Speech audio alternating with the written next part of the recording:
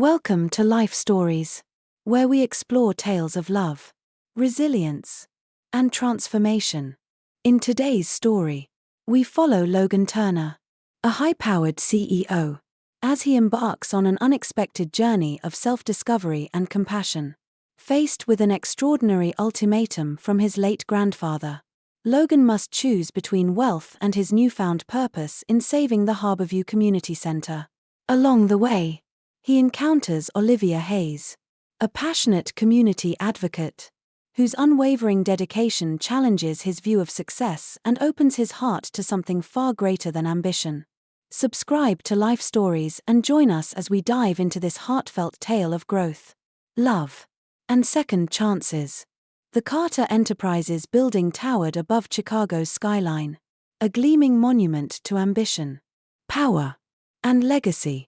From his office on the top floor, Logan Carter looked out over the city, a cup of black coffee cooling in his hands.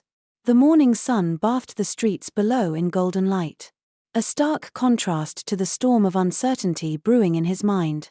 At 38, Logan was a man many envied.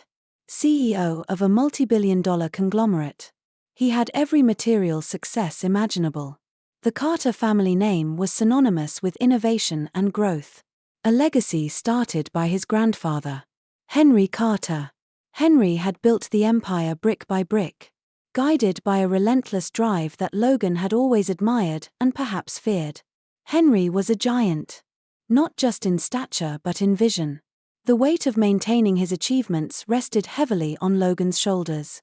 Logan's office was a shrine to that legacy. Photographs of groundbreaking ceremonies, awards, and framed articles chronicling the company's milestones adorned the walls.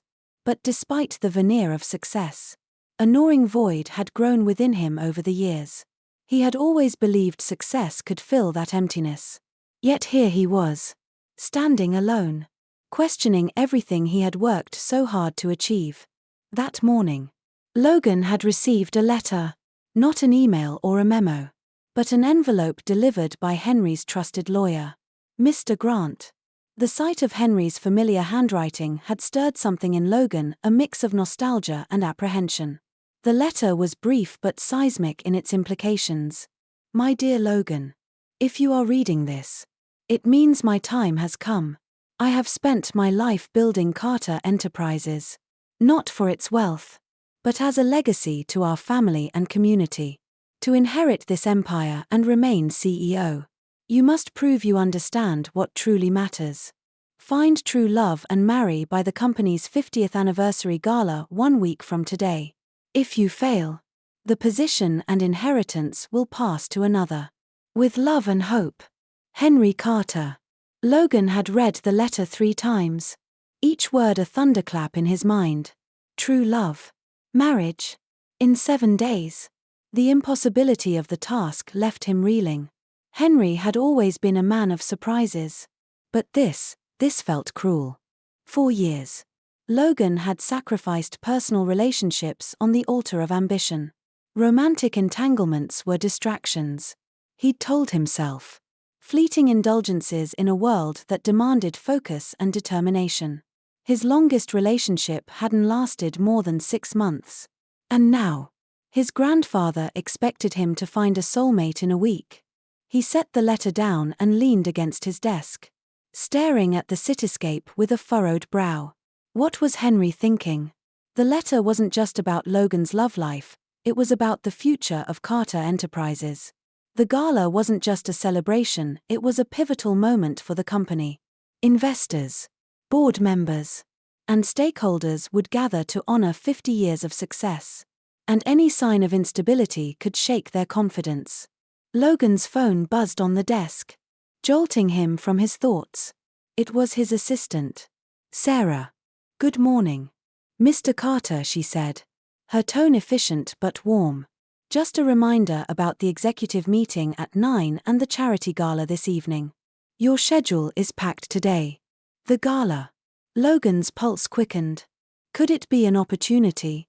Events like that drew the city's elite, perhaps someone in the crowd could help him fulfill Henry's ultimatum. It was a desperate thought. But desperation was the flavor of the day. Thanks, Sarah, he replied.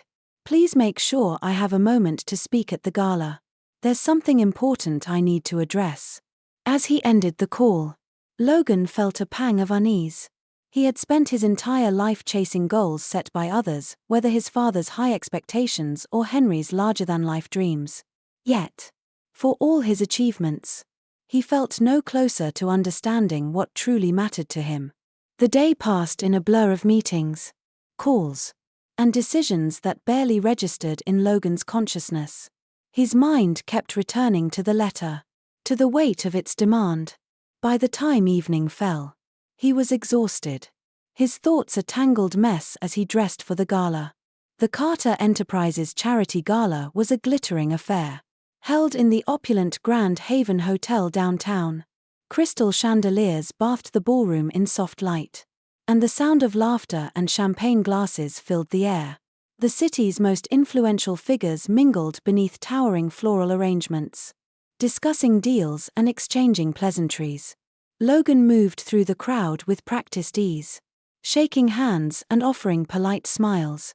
But his attention was elsewhere. As the evening wore on, he began to despair. Every conversation felt hollow, every introduction superficial. And then he saw her. Near the edge of the room, a woman stood by a modest display, her dark curls framing a face alight with passion. She was speaking to a small group about the Harborview Community Center, gesturing toward photographs of children playing, seniors laughing, and volunteers at work. Logan approached, drawn by her energy. "Good evening," he said, extending a hand. "Logan Carter." She turned, her hazel eyes meeting his. "Olivia Davis," she replied, shaking his hand firmly. Her voice was warm but resolute. "I couldn't help but notice your display," Logan said, glancing at the photographs. "Harborview Community Center?" "Yes," Olivia said, her expression softening as she looked at the images. "It's a resource hub in Milwaukee, a lifeline for the neighborhood. We offer childcare, job training, and support services for families in need." Logan nodded, intrigued. "And what brings you here tonight?" "Funding," she said simply. "The center's at risk of being replaced by a luxury development. I'm here to find donors who understand the importance of what we do." Her candor was refreshing. Logan found himself asking questions about the center, its history, its impact. The more Olivia spoke, the more he saw the depth of her conviction. She wasn't just asking for money, she was fighting for lives, for hope, for a community that needed her. For the first time that evening, Logan felt a spark of something real. Here was someone who believed in something bigger than herself, someone unafraid to stand against the tide. As the gala wound down, Logan made a decision. "Ms. Davis," he said, offering her his business card, "I'd like to visit Harborview. Perhaps there's a way Carter Enterprises can help." Olivia hesitated, searching his face for signs of insincerity. Whatever she saw seemed to reassure her. She took the card with a small smile. "I'll hold you to that, Mr. Carter." As Logan left the gala, the weight of Henry's ultimatum hadn't lifted. But something had shifted. For the first time in a long while, he felt a glimmer of purpose beyond profit margins and shareholder meetings. He had no idea where this path would lead. But he knew one thing for certain: he had to see it through. The following morning, Logan Carter sat in his office, his mind a whirlwind of thoughts. The previous night's gala had left him both unsettled and intrigued. Olivia Davis, with her unwavering passion and grounded presence, was unlike anyone he had encountered before. But was she the answer to his grandfather's impossible demand? Logan wasn't sure. The weight of Henry's ultimatum pressed heavily on him. A week to find love, real love, seemed like a cruel joke. Logan had spent most of his adult life meticulously avoiding entanglements. Relationships were messy, unpredictable, and dangerous to a man focused on building an empire. But now, for the first time, he felt the inadequacy of that strategy. He leaned back in his chair, staring at the ceiling. Could he even recognize love if he found it? His grandfather's words echoed in his mind, "Prove you understand what truly matters." What had Henry seen in him? Or perhaps failed to see? That prompted such a test. Logan's thoughts were interrupted by the buzz of his phone. Sarah's voice came through the intercom. "Mr. Carter. Olivia Davis is here to see you. Shall I send her in?" Logan straightened in his chair, caught off guard. He hadn't expected her to take him up on his offer so quickly. "Yes. Please," he said, brushing his tie and attempting to gather his composure. The door opened, and Olivia stepped in, carrying a folder. Today, she was dressed in a simple navy blazer, her hair tied back in a no-nonsense ponytail. Yet her presence filled the room. "Good morning, Mr. Carter," she said, her tone professional but warm. "Olivia. Please. Call me Logan," he replied, standing to greet her. "I wasn't expecting you so soon. I figured it was better to strike while the iron's hot," Olivia said with a faint smile. "Besides, Harborview doesn't have the luxury of time." She placed the folder on his desk and opened it, revealing detailed financial reports, photographs, and letters from community members. "This is everything you need to understand what we're fighting for." Logan nodded, flipping through the pages. The numbers painted a grim picture: dwindling funding, rising operational costs, and the looming threat of redevelopment. Yet it was the letters that struck him most. Children thanking the center for after-school programs. Single mothers sharing how Harborview had helped them find stability. Seniors expressing gratitude for a space to gather and feel seen. "You've got your work cut out for you," Logan said after a moment. Olivia didn't flinch. "I know. But this center is worth fighting for. It's not just a building, it's a lifeline. If it goes, so does hope for a lot of people." Her conviction was magnetic. Logan found himself drawn to her determination, her unyielding belief in the value of what she was doing. It was a stark contrast to the world he operated in, where every decision was calculated for maximum profit. "I want to see it," he said suddenly. Olivia blinked, surprised. "See what?" "Harborview. The center. I want to understand what you're fighting for." Her expression softened. "That can be arranged." 2 days later, Logan stood outside Harborview Community Center. The modest brick building sat at the heart of a Milwaukee neighborhood that had seen better days. Peeling paint and cracked sidewalks betrayed the struggles of a community on the brink. Olivia greeted him at the entrance, clipboard in hand. She was mid-conversation with a volunteer but broke off when she saw Logan. "Glad you made it," she said. Logan nodded, taking in his surroundings. The hum of activity was palpable. Children laughed as they played on the small patch of grass that served as a playground. Inside, seniors gathered for a knitting circle, their faces lighting up as they chatted and shared stories. Volunteers bustled about, preparing meals in the kitchen and sorting donations in a cramped storeroom. "This is what you're trying to save," Olivia said as they walked through the building. "It's not flashy, but it's home to a lot of people." Logan watched as a young boy approached Olivia, tugging on her sleeve. "Ms. Davis. Look," he said, holding up a lopsided clay sculpture. Olivia crouched to his level, her face breaking into a genuine smile. "That's incredible. Jonah. Is it a dinosaur?" The boy grinned and nodded, his pride evident. "That's going to look amazing on the art wall," Olivia said, ruffling his hair. Logan observed the exchange with a pang of something he couldn't quite identify. It wasn't just admiration, it was envy. Here was a connection, a bond forged not by contracts or negotiations but by simple acts of kindness. As the day went on, Logan met more of the center's community.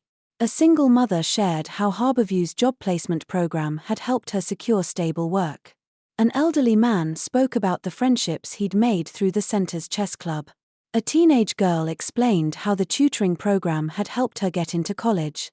Each story chipped away at Logan's carefully constructed worldview.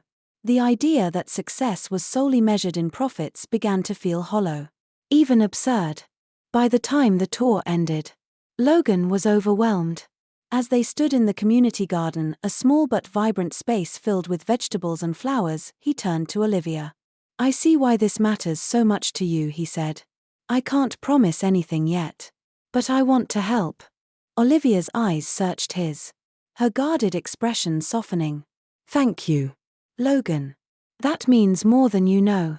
As Logan left Harborview that evening, he felt a stirring in his chest, a faint, unfamiliar warmth.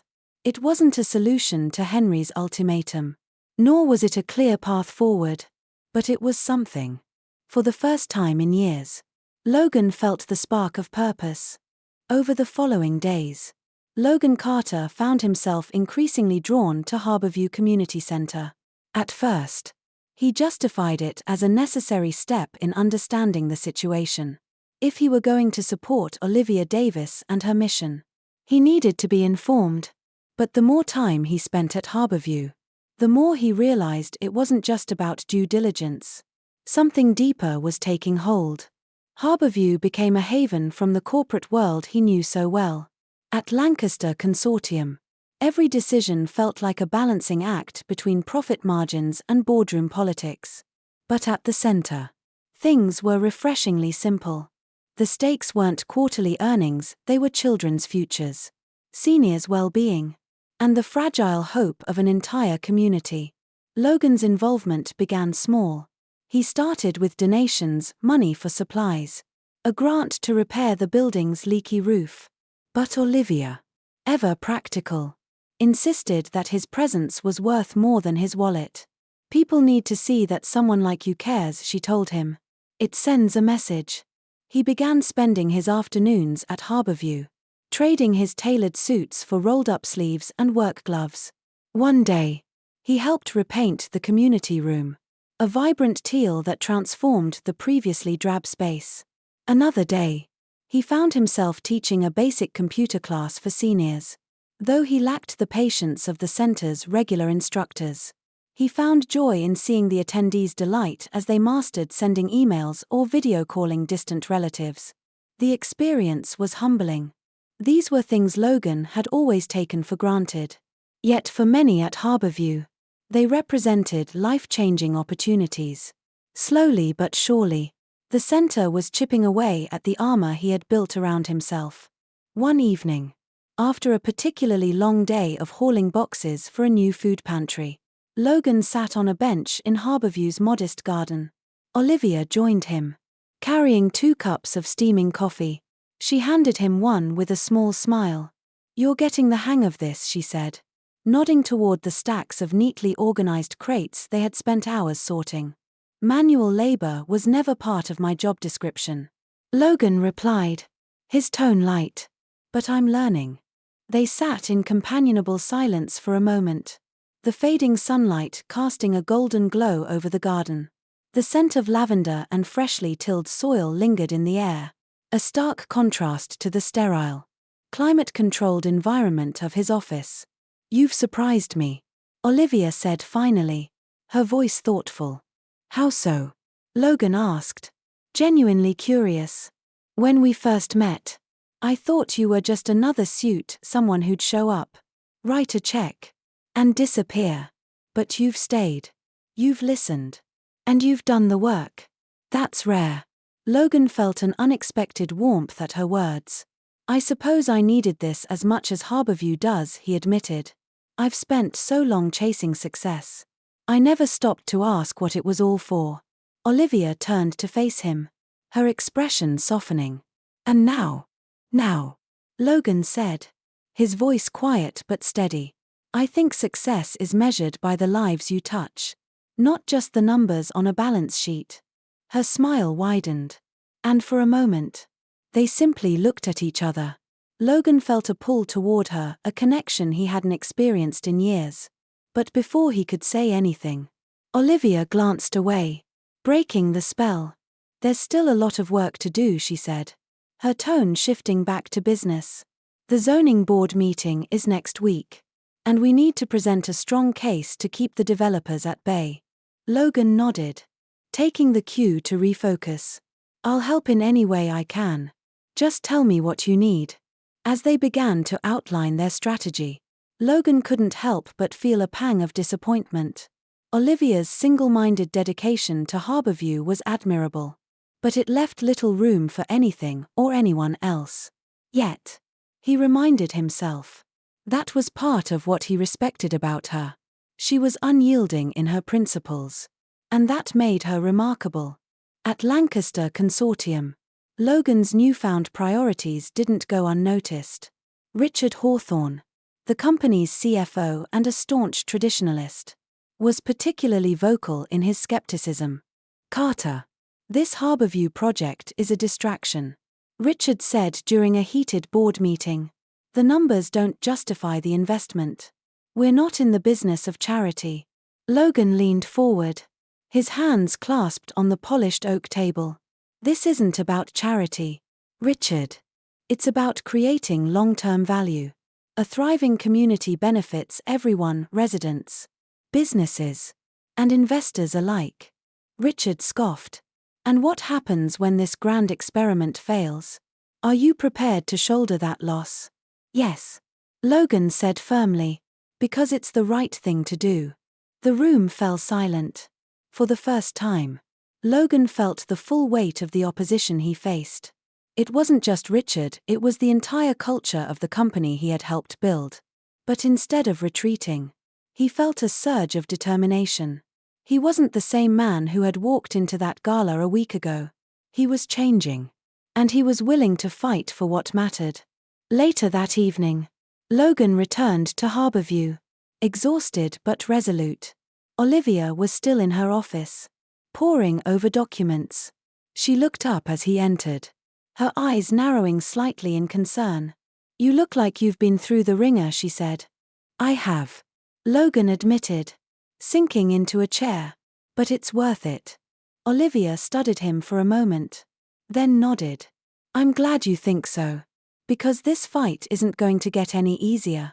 Logan smiled, despite himself. Good thing I'm not one to back down. As the evening stretched on, they worked side by side, a shared purpose binding them together. For the first time in years, Logan felt like he was exactly where he needed to be. The next morning, Logan arrived at Harborview to find the community center bustling with activity. Volunteers were unloading crates of fresh produce for the food pantry.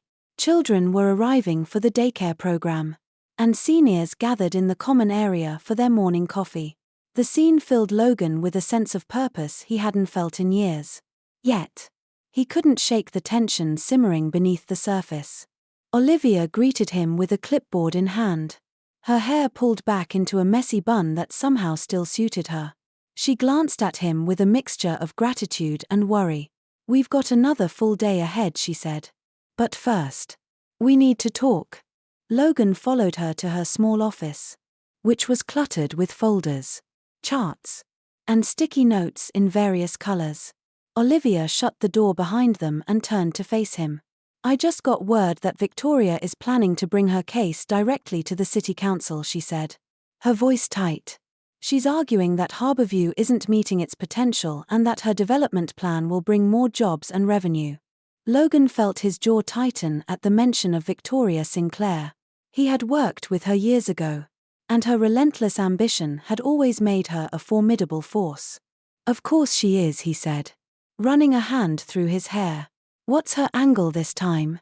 She's claiming that a luxury development would better serve the city's interests, Olivia said, setting the clipboard down. And she's using every connection she has to sway the council. We need to counter her narrative before it's too late. Logan leaned against the edge of her desk, his arms crossed. What's the plan? We're putting together a presentation for the council meeting next week, Olivia explained. We'll highlight Harborview's impact, real stories from the community, backed by data. But we need more support, especially from influential voices. I'll handle that, Logan said without hesitation. I'll reach out to the board and key players in the city. We can't let her win. Olivia's eyes softened. And for a moment, Logan thought she might reach out to him. Instead, she gave him a small, determined smile. "Thank you. I couldn't do this without you." The following days were a whirlwind. Logan split his time between Harborview and Lancaster Consortium, where resistance from the board only grew stronger. Richard Hawthorne was particularly vocal, questioning Logan's leadership at every turn. "This is madness, Carter," Richard said during a tense meeting. "You're risking the company's reputation and resources on a project that has no guarantee of success. You're letting personal feelings cloud your judgment." Logan met Richard's gaze head-on. "This isn't about feelings. It's about values. Lancaster Consortium has the opportunity to set a precedent for responsible development. If we don't take it, what does that say about us as leaders?" The room fell silent. But Logan could see the doubt in their faces. He knew that winning them over would take more than words, it would require results. Meanwhile, at Harborview, Olivia was rallying the community. She organized workshops and events to showcase the center's value. From tutoring programs for at-risk youth to job training for unemployed residents. Logan joined her whenever he could, often finding himself swept up in the energy of the people around him. One afternoon, he helped Jake, a teenager who had become a regular fixture at the center, set up a coding class in the newly renovated computer lab. Jake was brimming with excitement, his enthusiasm contagious. "You're really good at this, Jake," Logan said as they connected the last monitor. "Ever think about pursuing it as a career?" Jake grinned. "Maybe. I used to think college wasn't for me. But now, who knows? Thanks for believing in me, Mr. Carter." Logan felt a lump in his throat. Moments like this reminded him why he was fighting so hard for Harborview. It wasn't just about preserving a building, it was about giving people like Jake a chance to dream. The tension came to a head one evening when Victoria showed up at Harborview unannounced. She strode into the center with an air of entitlement, her high heels clicking against the linoleum floor. Olivia met her at the door, her expression guarded. "Victoria," Olivia said coolly, "to what do we owe the pleasure?" "I thought I'd see the place for myself," Victoria said, glancing around with barely disguised disdain. "It's charming, in a quaint sort of way. But let's be honest, this is a sinking ship. My development plan could bring real opportunity to this area." Logan stepped forward, his voice firm. "Opportunity for whom? Victoria? The investors? The wealthy few who can afford your condos? What about the families who rely on Harborview every day?" Victoria's eyes narrowed, her perfectly painted lips curling into a smile that didn't reach her eyes. "Always the idealist, aren't you, Logan? But ideals don't pay the bills. The council knows that. And so do your board members." With that, she turned on her heel and walked out, leaving a tense silence in her wake. Olivia exhaled slowly, her shoulders sagging. "She's not going to stop." "Neither are we," Logan said, his voice resolute. "We'll fight her every step of the way." That night, Logan found himself sitting alone in the garden, the cool breeze carrying the scent of lavender and the distant hum of city traffic. Olivia joined him, a cup of tea in her hands. "She's right. You know," Olivia said softly, "the odds are against us." "Maybe," Logan said. "But I've learned that some things are worth fighting for, even when the odds aren't in your favor." Olivia looked at him, her eyes searching. "Why are you doing this, Logan?" "It's more than just the center. I can see it." He hesitated, the weight of his grandfather's ultimatum pressing on him. "Because I want to be the kind of man who fights for what matters," he said finally. "And right now, that's Harborview. And you." For a moment, Olivia looked as though she might say something. But then she simply nodded. "Then let's fight." As the city council meeting loomed closer, Logan and Olivia's days became a frenzy of activity. The Harborview Community Center was abuzz with preparations, finalizing presentations, coordinating testimonies, and rallying local residents to attend. Despite the chaos, there was an unspoken tension between Logan and Olivia, as if both were carefully sidestepping the growing personal connection that neither dared to acknowledge openly. The night before the meeting, Logan returned to his apartment feeling the weight of the week pressing down on him. As he loosened his tie and poured himself a glass of water, his phone buzzed. It was a text from Olivia. "Can we meet at Harborview? Something's come up." Without hesitation, Logan grabbed his jacket and headed out. The city was quiet, the streets illuminated by the glow of streetlights. When he arrived, he found Olivia in the garden, her silhouette framed by the soft glow of string lights. She was pacing, clutching a folder in her hands. "Logan," she said, turning to face him. Her voice carried an edge of urgency. "We've got a problem." He stepped closer, his brow furrowed. "What is it?"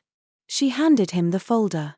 Inside were copies of legal documents, each stamped with the unmistakable logo of Sinclair Development Group. "Victoria's filed a motion to block our proposal," Olivia explained. "She's arguing that the zoning laws favor her development plan and that we don't have the resources to deliver on ours." Logan's jaw tightened as he flipped through the papers.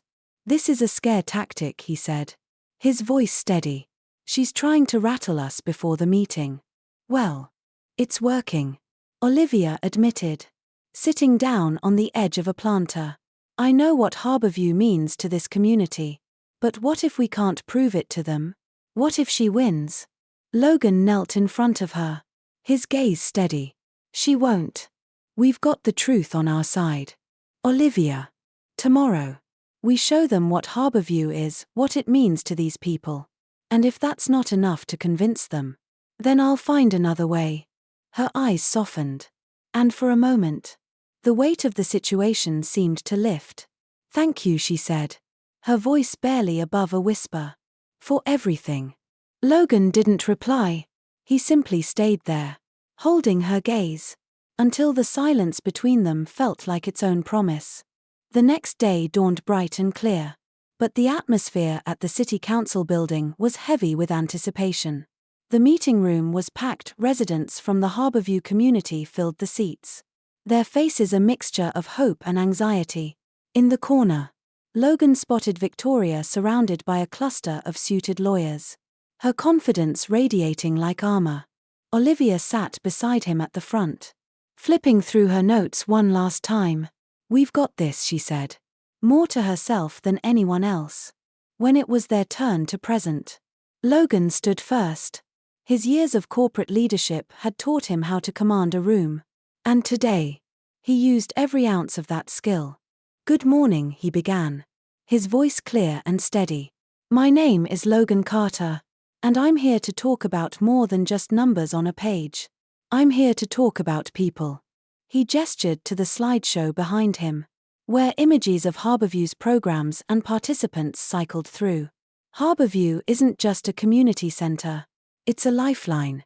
It's the place where parents can leave their kids in a safe, nurturing environment while they work to provide for their families. It's where seniors learn new skills and find companionship. It's where teenagers discover their potential and dream of a brighter future. The room was silent, the weight of his words hanging in the air. Logan continued, his voice filled with conviction. "Yes, Victoria Sinclair's development plan might bring short-term financial gain. But at what cost? Displacing hundreds of families? Destroying a hub of connection and opportunity? Harborview represents something more valuable than profits, it represents hope. And that's worth fighting for." He stepped aside, allowing Olivia to take the floor. Her voice, though quieter than Logan's, carried a deep, heartfelt sincerity that resonated with everyone in the room. "I've lived and worked in this community for years," she said. "I've seen the struggles. But I've also seen the resilience. The people here don't just need help, they deserve it. And with your support, we can build on what we've started. We can make Harborview a model for community-driven change." Olivia ended her presentation by introducing Jake, the teenager who had recently found his calling through Harborview's coding program. Nervously, Jake approached the podium and spoke about how the center had given him a sense of direction and hope. By the time he finished, there wasn't a dry eye in the room. As Logan and Olivia returned to their seats, the tension in the air was palpable. Victoria was up next, and she wasted no time presenting her case. She emphasized the potential economic benefits of her plan, painting Harborview as outdated and inefficient. But something had shifted in the room. The faces of the council members betrayed doubt in her numbers, doubt in her intentions. For the first time, Logan saw cracks in Victoria's unyielding facade. When the council retired to deliberate, Logan and Olivia stepped outside to wait. The air was thick with anticipation, but neither of them spoke. Instead, Logan reached for Olivia's hand, squeezing it lightly. She didn't pull away. Finally, after what felt like an eternity, the council returned. The chairperson cleared his throat and addressed the room. After careful consideration, he began. We have decided to approve the Harborview proposal on a conditional basis. Pending further review, we believe that this project has the potential to set a new standard for community development. And we are eager to see how it unfolds.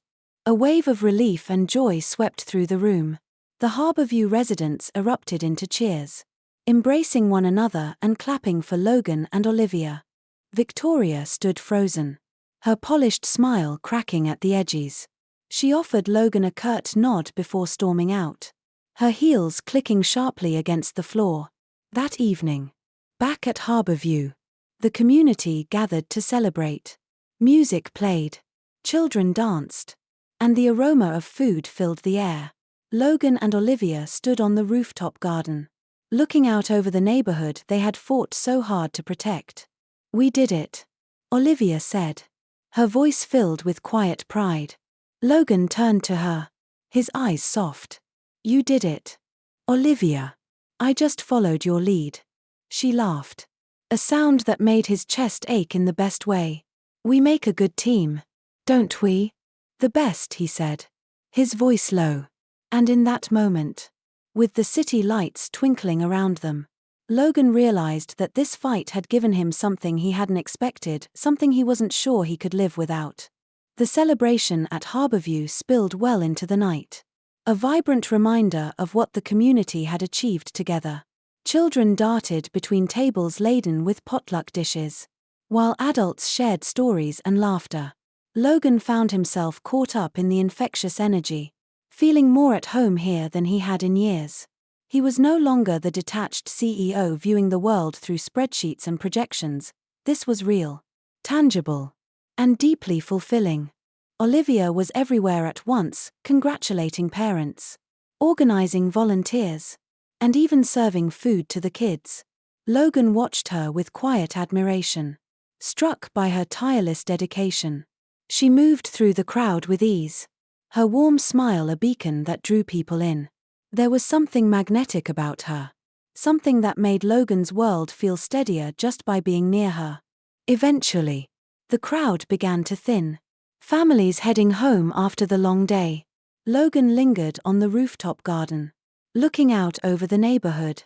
The quiet hum of crickets filled the air, and the city lights twinkled in the distance. He was lost in thought when Olivia appeared beside him, holding 2 steaming mugs of coffee. For you, she said, handing him a cup. You look like you could use it. He took the mug gratefully, savoring the warmth against his hands. Thanks. I didn't realize how much I needed this. She laughed softly, leaning against the railing. It's been quite the day. That's an understatement, Logan said, glancing at her. But we did it. We really did it. Olivia nodded, a flicker of pride in her eyes. I still can't believe it. Seeing everyone so happy tonight, it makes all the late nights and stress worth it. They stood in comfortable silence for a moment, sipping their coffee and gazing at the stars.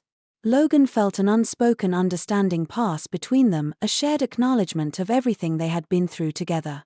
Finally, he broke the silence. Olivia, he began, his voice softer now. I need to thank you. Not just for tonight, but for everything. You've shown me what it means to care about something bigger than myself.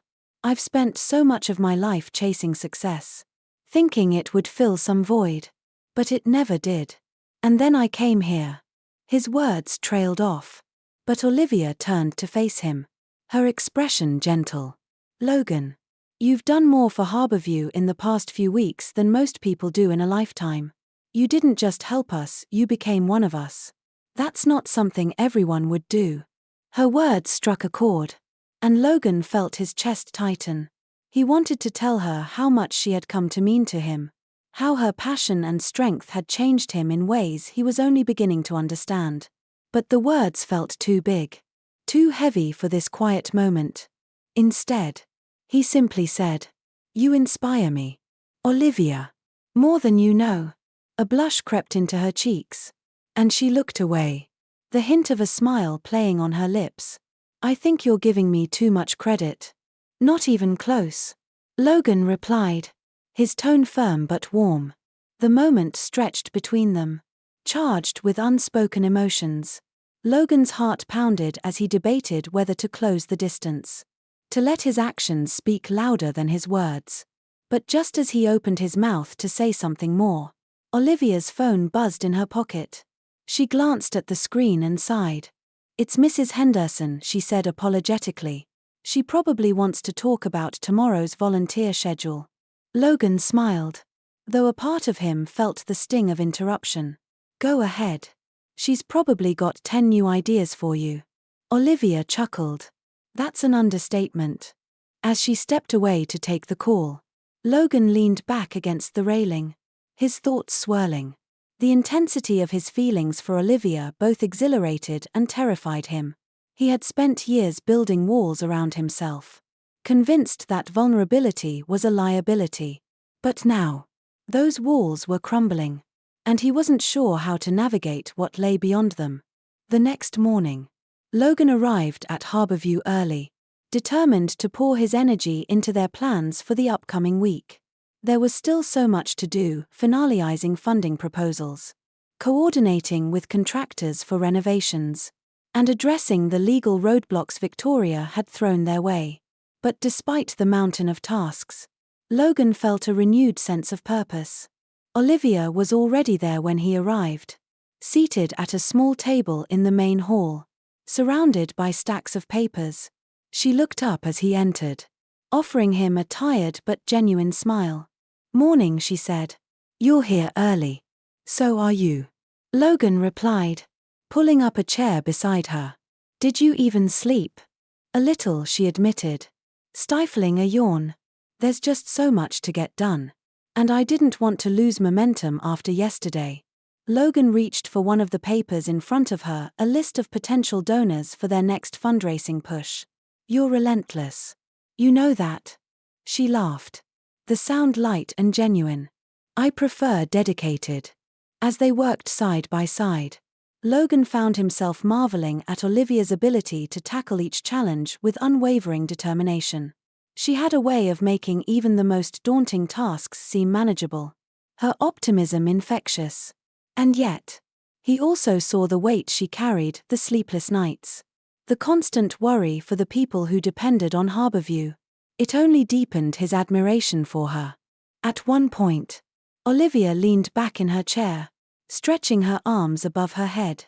"You know," she said, "if someone had told me a few weeks ago that I'd be working alongside Logan Carter to save Harborview, I would have laughed in their face." Logan smirked. "And now?" She tilted her head, studying him with a playful glint in her eyes. "Now, I'm glad I was wrong about you." Her words, simple as they were, warmed Logan in a way he hadn't expected. For the first time in years, he felt like he was exactly where he was meant to be, not in a boardroom or a high-rise office, but here, fighting for something that truly mattered. And as he looked at Olivia, he realized that this wasn't just about saving Harborview anymore. It was about her, about the way she had shown him a different kind of success, one measured in lives changed and connections forged. It was a success he was willing to fight for. The glow of victory over Harborview's initial hurdles was still fresh. But Logan knew the battle was far from over. The next few days were a whirlwind of activity. Contractors started repairs on the center. Community volunteers organized fundraisers. And the programs began to expand. Yet, even as progress was visible in every corner of Harborview, challenges loomed, threatening to undo everything they had built. At the heart of the opposition stood Victoria Sinclair. She wasn't one to let a loss go unanswered. Her latest maneuver came in the form of a legal claim. Through carefully unearthed zoning regulations, she argued that the Harborview property wasn't eligible for the type of development Logan and Olivia envisioned. The legal documents arrived one morning, hand-delivered by a courier, with Victoria's name glaring at the top of the papers. Logan's jaw clenched as he read through the notice. Olivia sat across from him in the office, watching his expression darken with each passing minute. "What is it?" she asked, her voice steady despite the unease creeping into her tone. He slid the papers across the desk, meeting her gaze with a mixture of frustration and determination. "It's from Victoria. She's claiming Harborview violates zoning codes. If she's right, she could potentially stop everything." Olivia's brow furrowed as she scanned the document. "This is absurd. Harborview has operated as a community center for decades. How can she claim it doesn't meet zoning regulations now? Because she's digging for any technicality she can find," Logan said, his voice tight. "She knows if she can stall us long enough, we'll lose momentum and funding." For a moment, the weight of the challenge settled heavily between them. Logan could feel the tension radiating from Olivia. Her fingers tightened around the edge of the paper, her usual calm giving way to anger. "This isn't just about Harborview for her," Olivia said finally, her voice low but fierce. "This is about control. She doesn't care about this community or the people it serves. She just wants to win." Logan nodded, his jaw set. "Then we can't let her. We'll fight this." That evening, Logan visited Mrs. Henderson at her small apartment, seeking advice.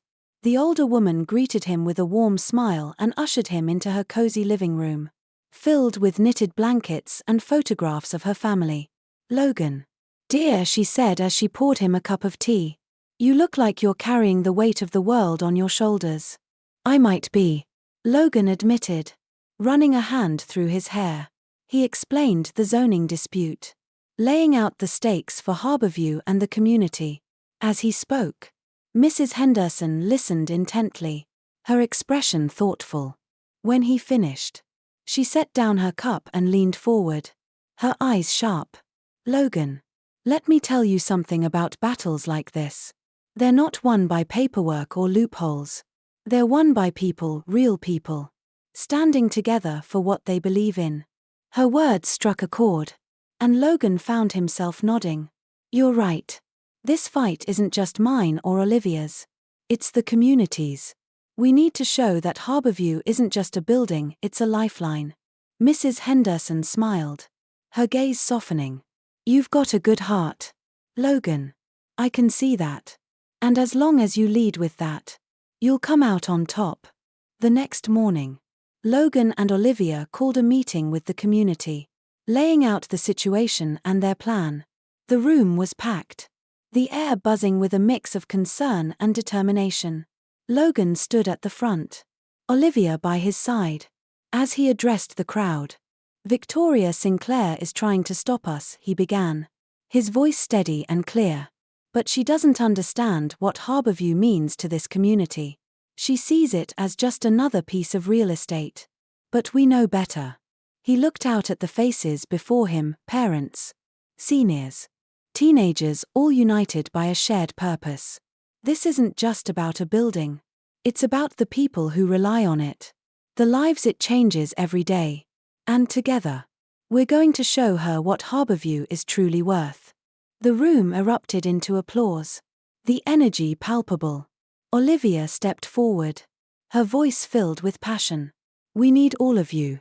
Write letters, make phone calls, share your stories. Let the city know why Harborview matters. This is our chance to make a difference." The crowd responded with resounding enthusiasm. And Logan felt a swell of pride. They weren't just fighting for Harborview, they were building something stronger. Something that would endure. As the community mobilized, Logan and Olivia dove into the legal battle. They worked late into the nights, poring over zoning laws and preparing their case. The long hours were grueling.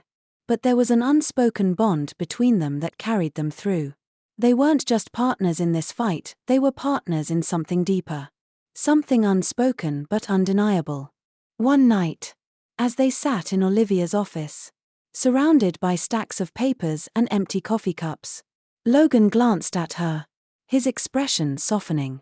"You know," he said quietly, "I've spent most of my life thinking success was about numbers and profits. But being here, working with you, I've realized it's about something much bigger." Olivia looked up, her tired eyes meeting his. "What's that?" she asked, her voice barely above a whisper. "It's about impact," Logan said. "About changing lives. Building something that lasts. And it's about the people you share it with." For a moment, the air between them was heavy with unspoken emotion. Logan wanted to say more, to tell her how much she meant to him, how she had changed him. But the words felt too big, too risky. So instead, he simply said, "Thank you, Olivia, for everything." She smiled, her gaze warm. "You don't have to thank me, Logan. We're in this together." As they turned back to their work, Logan felt a renewed sense of determination. Whatever challenges lay ahead, he knew they would face them together.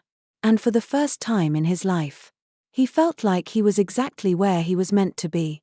The day of the board meeting arrived like a storm on the horizon. Logan could feel the weight of it the moment he woke up, a mixture of nerves and resolve tightening in his chest. The fight for Harborview had become more than a project, it was a reflection of everything he had come to value. Today wasn't just about convincing the board, it was about proving to himself and everyone else that empathy and purpose could triumph over greed. Olivia met him outside the towering headquarters of the Lancaster Consortium. Her steady presence was an anchor in the chaos of his thoughts. She was dressed in her usual understated elegance, but her eyes were sharper than ever, filled with determination. "How are you feeling?" she asked, falling into step beside him. "Ready," Logan replied, though his heart pounded in his chest. "We've done everything we can. Now it's time to see if the board will listen."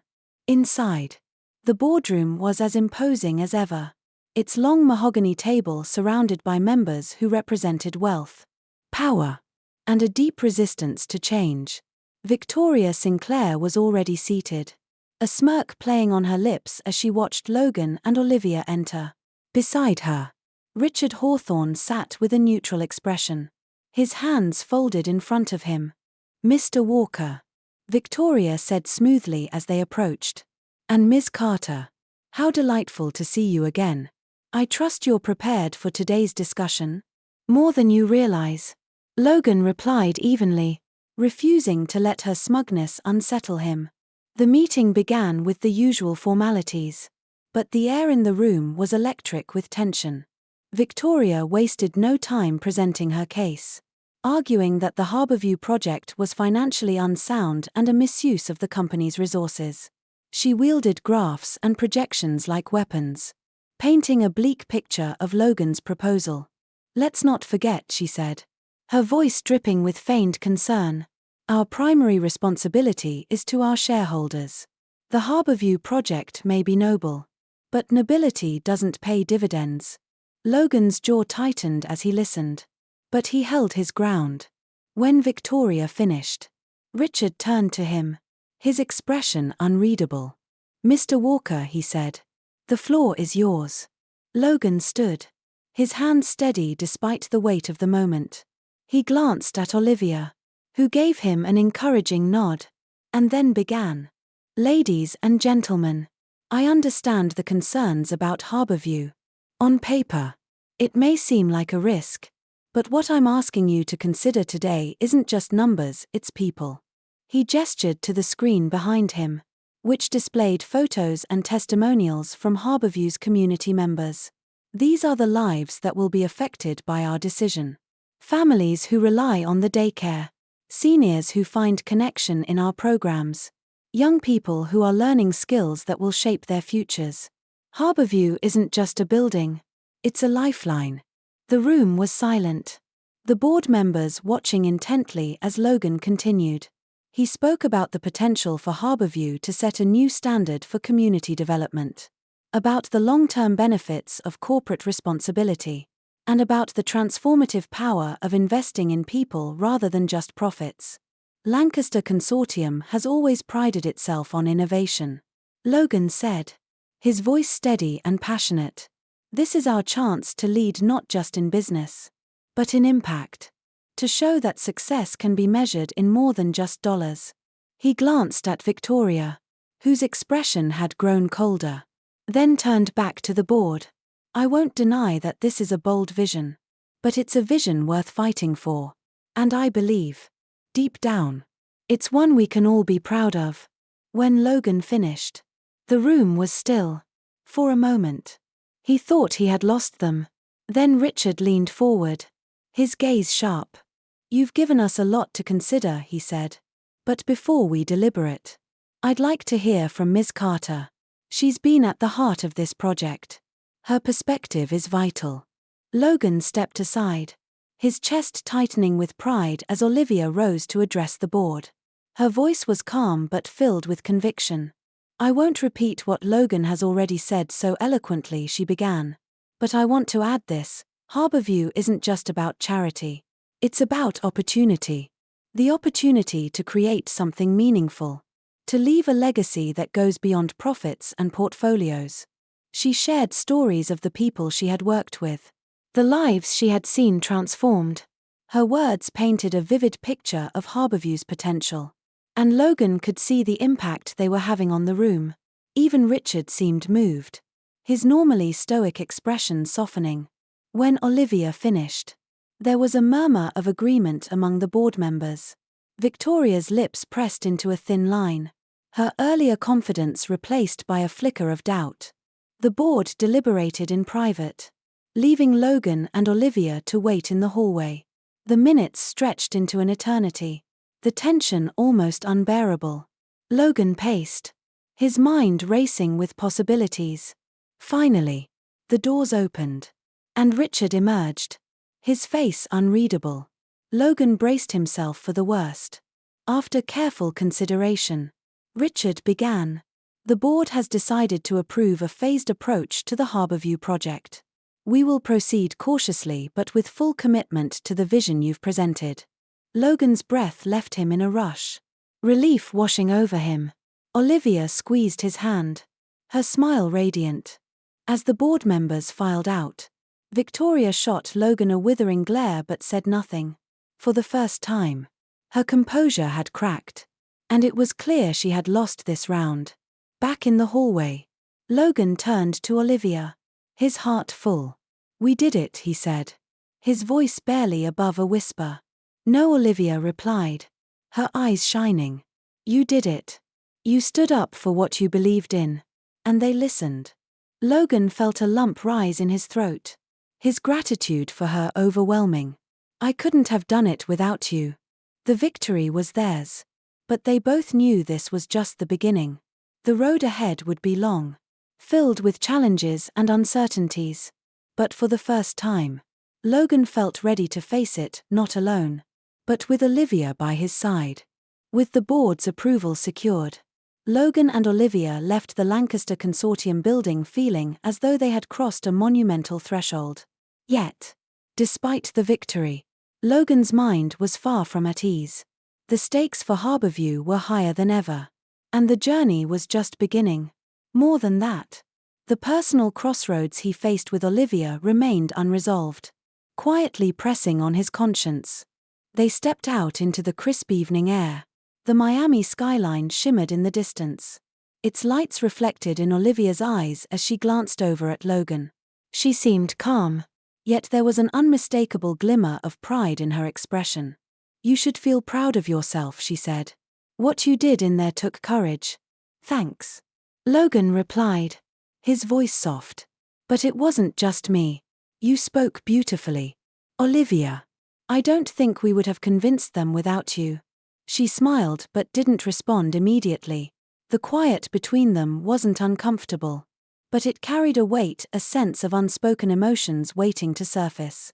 As they walked, Logan suggested they grab a late dinner. He led Olivia to a small Cuban restaurant tucked away on a side street, far from the glamour and pretense of the corporate world. The warm, welcoming ambience enveloped them as they stepped inside, the aroma of spices and roasted pork filling the air. "This is perfect," Olivia said, her smile relaxing into something softer. "I could use something real after today."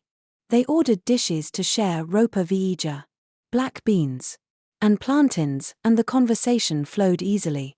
It was as if the tension of the day had melted away, leaving only the comfort of their connection. For Logan, it felt like a rare moment of normalcy amidst the chaos. Between bites, they spoke of their shared experiences at Harborview, the people they had met, and their dreams for what the center could become. Olivia's passion shone through with every word, and Logan found himself mesmerized by her unwavering dedication. "You know," she said, stirring her drink, "I never imagined working with someone like you on this. A CEO of a massive corporation fighting for a community project, it's not exactly the usual pairing." Logan chuckled. "I suppose not. But then again, I never imagined finding myself here, either. A few months ago, my life revolved around profit margins and growth charts. Now, I can't imagine going back to that." Olivia studied him for a moment, her gaze searching. "What changed for you? Was it really just Harborview?" He hesitated, the weight of her question pressing against the truth he had yet to share. "Harborview was a big part of it," he admitted. "Meeting you, that changed everything." Too. Her expression softened, a faint blush rising to her cheeks. "Logan." "No, let me finish," he said, leaning forward. "I've spent most of my life chasing the idea of success my family built. But somewhere along the way, I lost sight of what it all meant. Harborview, the people there, they reminded me that there's more to life than money and power. For the first time, I feel like I'm doing something that truly matters." Olivia's lips parted as if to respond, but she stopped herself. The vulnerability in Logan's words hung between them, and for a moment, she seemed unsure how to proceed. "I don't know what to say," she finally murmured. "That means a lot, Logan. It really does. But..." She trailed off, her gaze dropping to the table. Logan's heart clenched. He knew what she was going to say, and it terrified him. "But I don't know if I'm ready for what you might be asking," she continued. "With everything happening at Harborview, I can't let myself get distracted. The people there need me to stay focused. They're my priority." Logan nodded, the words cutting deeper than he cared to admit. "I understand. I'd never want to take that away from you." Olivia reached across the table, her hand brushing against his. "It's not that I don't care about you. I do. More than I thought I would. But it's complicated. And right now, I'm not sure I can give it the attention it deserves." Her honesty was like a balm and a blow all at once. Logan forced a small smile, appreciating her candor even as it stung. "Then let's not rush anything," he said quietly. "Whatever this is, I want it to be right for both of us." Olivia looked at him, her eyes shimmering with gratitude. "Thank you, Logan, for understanding." The rest of the evening passed in a gentle ebb and flow, their conversation returning to easier topics. Yet, beneath the surface, Logan couldn't shake the growing realization that his feelings for Olivia had deepened into something undeniable. The thought of losing her, or never fully having her, gnawed at him. But he resolved to give her the space she needed. As they left the restaurant and walked toward her car, Logan felt a bittersweet ache settle in his chest. The night air was cool, the sounds of the city fading into the background as he turned to Olivia. "I meant what I said earlier," he told her. "You've changed me. Olivia. And no matter what happens, I'll always be grateful for that. She smiled. And for a brief moment, Logan thought he saw something unspoken in her eyes, a flicker of hope. Perhaps. Good night, Logan, she said softly before getting into her car. As he watched her drive away, Logan stood in the quiet street, wrestling with the conflict between his heart and the looming pressures of his grandfather's ultimatum. Time was running out, and the choices before him felt more impossible than ever. The following morning, Logan stood before the mirror in his high-rise apartment, adjusting his tie with practiced precision. Yet, despite his polished reflection, his thoughts were anything but orderly. The evening with Olivia had left him reeling, her words echoing in his mind. He had wanted to tell her about his grandfather's ultimatum, about the impossible deadline looming over him, but the timing hadn't felt right. Now, the pressure to act, and to act wisely, was suffocating. His phone buzzed, jolting him out of his thoughts. A message from Richard Hawthorne blinked on the screen. Brief and curt, board meeting rescheduled to noon. Be prepared. Logan's jaw tightened. The meeting was supposed to be routine, yet with Richard involved, it was bound to veer into adversarial territory. Richard, after all, had been a thorn in his side since the start of the Harborview project. His skepticism wasn't just professional, it felt personal.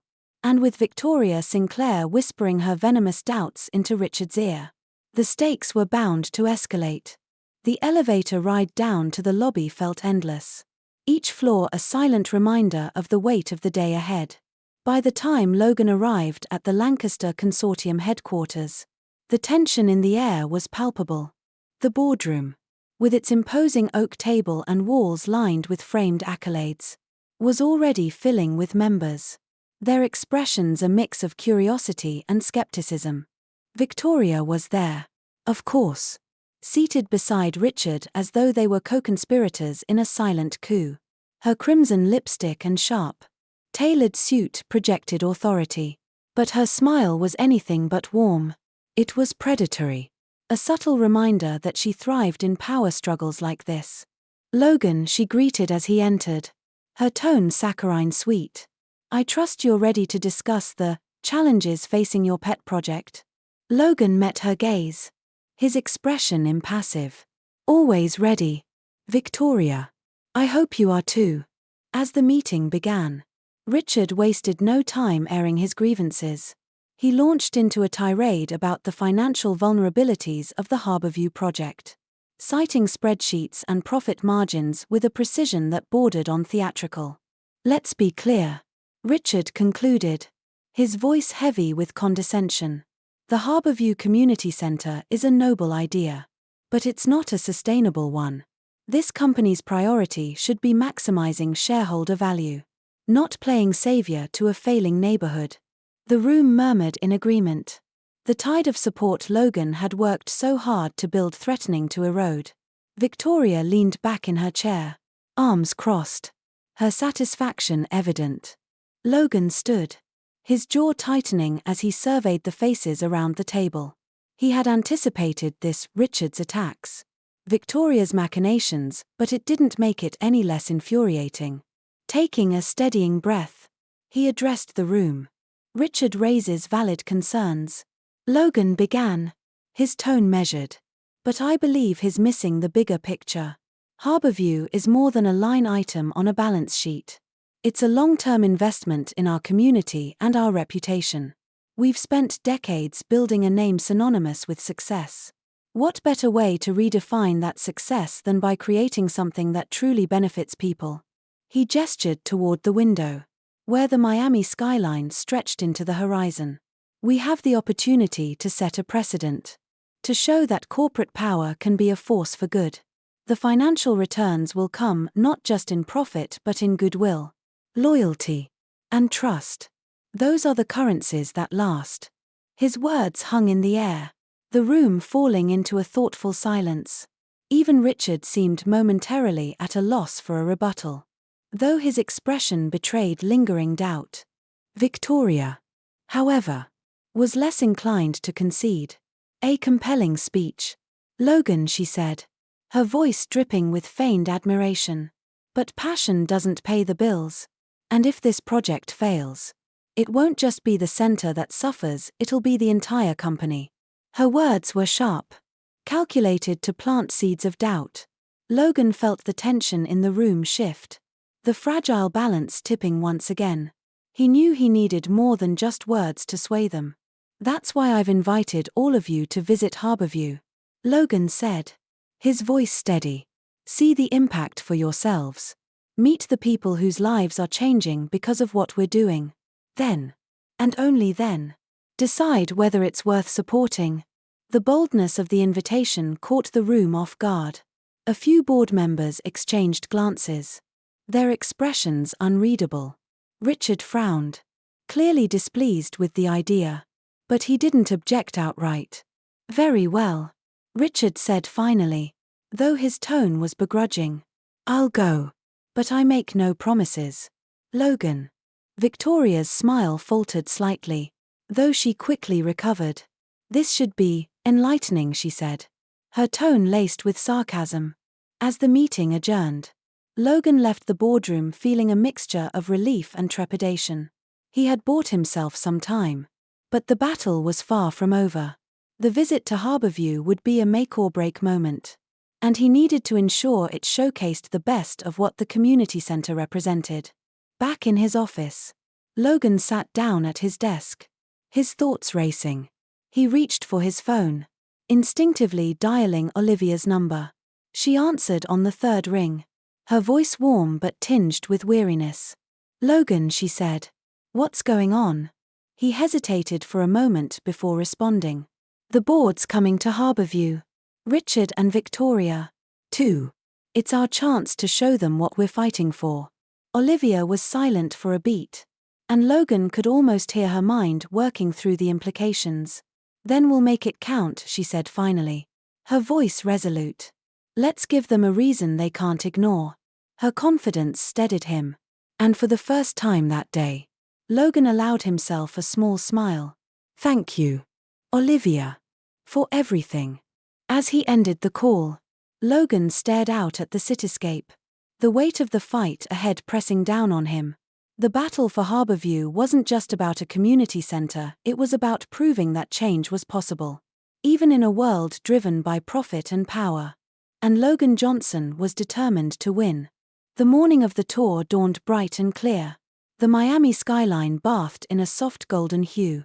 Logan stood in front of the Harborview Community Center, the building's modest facade showing signs of wear but emanating a sense of resilience.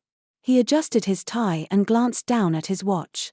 The board members would be arriving soon, and every detail needed to be perfect.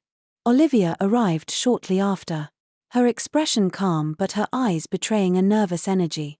She carried a clipboard filled with notes and schedules, her usual preparedness giving Logan a small sense of comfort. Everything's set, she said, her voice steady. The daycare staff is ready. The seniors class is in full swing. And Jake has been briefed to give his perspective. Are you? Logan offered a wry smile. As ready as I'll ever be. Let's hope they see what we do. A few minutes later, sleek black cars began pulling up to the curb. Richard Hawthorne was the first to emerge, his sharp suit and calculating expression making him appear even more imposing than usual. He was followed by Victoria Sinclair, whose air of superiority clashed with the unassuming surroundings.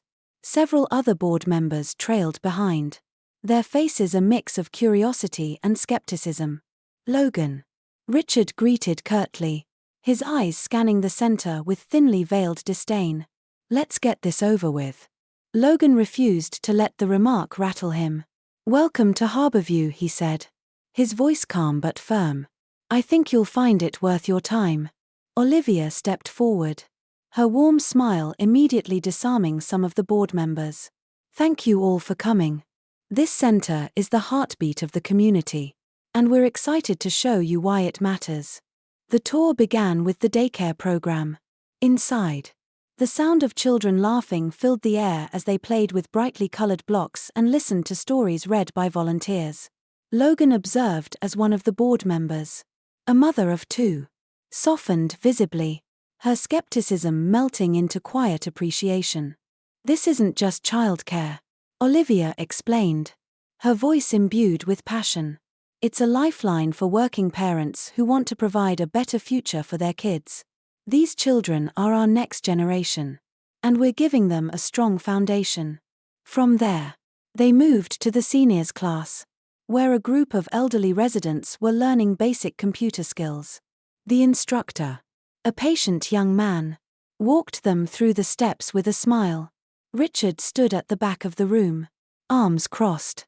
But his expression flickered briefly, something akin to recognition crossing his features. My mother could have used something like this, Richard murmured under his breath, though he quickly schooled his face into neutrality. The kitchen was their next stop, where volunteers were preparing meals for families in need. The air was thick with the aroma of freshly baked bread and simmering soup. Victoria wrinkled her nose but said nothing. A volunteer explained how the program ensured that no one in the community went hungry, even during tough times. The final stop was the rooftop garden, a vibrant space filled with rows of vegetables, herbs, and flowers. Olivia spoke about how the garden not only provided fresh produce for the community but also served as a therapeutic outlet for residents. As she talked, Logan watched Richard closely. The man's gaze lingered on the skyline visible from the rooftop, his usual hard edges softened by something unspoken. Logan decided to take a chance. Richard, he said, his tone gentle but direct. You mentioned earlier that your mother could have benefited from a program like this. What did you mean? Richard hesitated, his jaw tightening as if he were reluctant to share. Finally, he sighed. I grew up in a neighborhood not unlike this one. My mother worked 2 jobs to keep a roof over our heads. There was a community center where I spent my afternoons while she was at work. It wasn't much, but it gave me a safe place to be. The group fell silent, the weight of Richard's admission hanging in the air. Even Victoria seemed momentarily caught off guard, her polished facade cracking just slightly. Logan seized the moment. That's exactly what Harborview is for so many people. A safe place. A place where they can grow, learn, and connect. It's not just a building, it's a chance for a better life. Richard didn't respond immediately, but there was a flicker of something in his eyes. Not agreement, perhaps, but understanding. As the tour concluded and the board members returned to their cars, Olivia leaned toward Logan. I think we made an impression, she whispered. Logan nodded, though he knew the fight was far from over. He approached Richard, who lingered by his car, lost in thought. Thank you for coming, Logan said sincerely. I know you've been skeptical, but I appreciate you taking the time to see Harborview for yourself. Richard glanced at Logan, his expression inscrutable. You've given me a lot to think about, Logan. That's more than I expected to say when I got here. With that, he got into his car and drove away, leaving Logan standing on the curb, the weight of the day settling on his shoulders. It wasn't a definitive victory, but it was a step forward, a glimmer of hope in an uphill battle. As the sun began to set, Logan turned to Olivia, who stood beside him, her expression one of cautious optimism. We'll fight for this, she said, her voice resolute. Whatever it takes. Logan nodded, determination hardening in his chest. Whatever it takes. The optimism from the Harborview tour carried Logan and Olivia into the next day. Though tentative, the sense of progress lingered, bolstered by the subtle shift in Richard's demeanor. However, the reprieve was short-lived. Late that morning, Logan received an urgent message. Victoria Sinclair had filed a legal challenge against Harborview, citing zoning violations and obscure clauses in the original land grant. Logan sat in his office, his jaw clenched as he read the details. Victoria had argued that the land Harborview occupied was better suited for economic development and had presented expert analyses claiming that luxury condos would bring more value to the city. The legal language was dense, designed to confuse and intimidate. It was a power play, pure and simple, and it was a direct threat to everything they had fought for. "I can't believe this," Olivia said, pacing the room after Logan had shown her the documents. Her usual composure was strained, her steps quick and agitated. "She's twisting everything.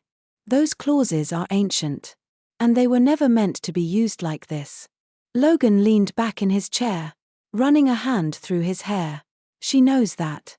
But it's not about being right, it's about overwhelming us. She wants to scare the board into siding with her." Olivia stopped pacing and faced him, her hands on her hips. "What are we going to do?" "We fight," Logan said, his voice resolute. "We've come too far to let her steamroll us now." Olivia nodded, her determination matching his. "Then let's start by calling a meeting with our lawyer. We need to understand exactly what we're dealing with." That evening, Logan found himself back at Harborview, seeking solace in the quiet hum of the community center. The lights were dim, the day's activities winding down, but the familiar warmth of the space offered a small measure of comfort. He wandered into the community garden, where he found Mrs. Henderson seated on a weathered bench, her knitting needles clicking softly in the fading light.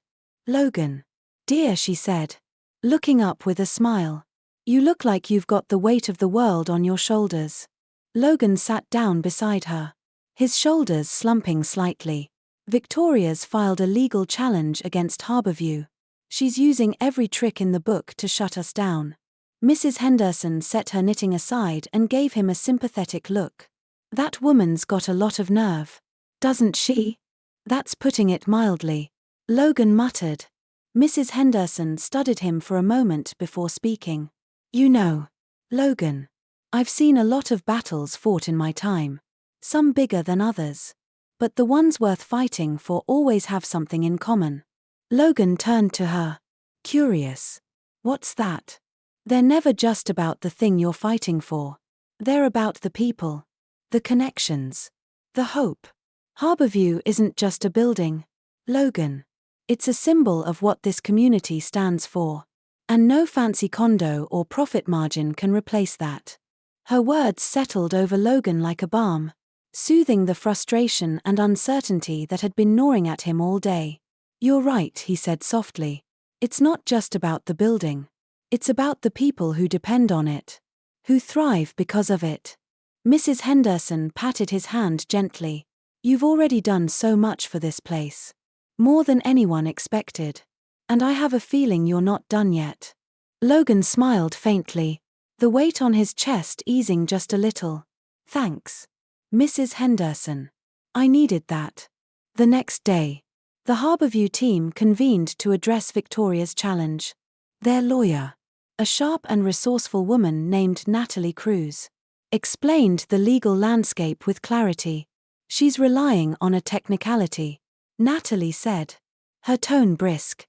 "The zoning clause she's referencing was written decades ago, and it's largely obsolete. But that doesn't mean it won't cause problems if we don't address it head-on." Logan leaned forward, his hands clasped tightly. "What's our best move?" Natalie hesitated briefly before replying. "The best way to counter this is to demonstrate overwhelming community support and undeniable public benefit. We need to show that Harborview's impact far outweighs the economic arguments she's making." Olivia nodded, already jotting down ideas. "A community showcase. We can invite media, local leaders, and residents to speak about what Harborview means to them." "That's a start," Natalie said. "But we'll also need a strong legal defense. I'll start gathering the evidence we need to refute her claims." As the meeting continued, Logan felt a renewed sense of purpose. They had faced obstacles before, and they had overcome them. This would be no different. That evening, as Logan walked through the bustling streets of Miami, he reflected on how much his perspective had shifted. The man he had been just a week ago, a CEO focused on profits and prestige, felt like a stranger. Now, his priorities were tied to the people and the community he had come to care about deeply. His phone buzzed, interrupting his thoughts. It was Olivia. "We've got a date for the emergency board meeting," she said. Her voice steady but serious. "It's in 3 days. That's when they'll decide whether to side with Victoria or with us." 3 days. Logan repeated, his mind racing. "All right. Let's make them count." As he ended the call, Logan stood still for a moment, looking up at the city's towering skyline. The stakes had never been higher, but he was ready. For Harborview, for the community, and for everything they had built together. He would fight with everything he had.